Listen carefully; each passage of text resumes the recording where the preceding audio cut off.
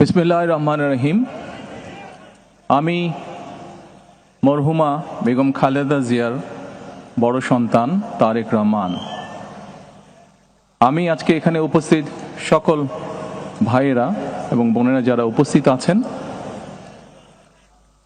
মরহুমা বেগম খালেদা জিয়া জীবিত থাকাকালীন অবস্থায় যদি আপনাদের কারো কাছ থেকে কোনো ঋণ নিয়ে থাকেন, দয়া করে আমার সাথে যোগাযোগ করবেন, আমি সেটি পরিশোধের ব্যবস্থা করব ইনশাআল্লাহ।